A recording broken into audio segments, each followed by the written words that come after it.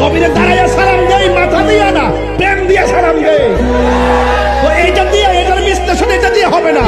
আরে সাহাবায়ে কেরাম রাসূল যখন ওযু করতেন, রাসূলকে বলতেন ইয়া রাসূলুল্লাহ, ওযুর সাথে কুলির সঙ্গে কাশ মুবারক দেন।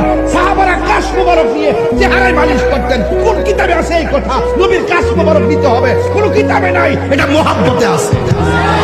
ইয়া রাসূলুল্লাহ, ইয়া হাবিবাল্লাহ, ইয়া রাসূলুল্লাহ, ইয়া হাবিবাল্লাহ। দিবানিশি তোমায় ভেবে হয়েছি বেকুল, দিবানিশি তোমায় ভেবে হয়েছি বেকুল।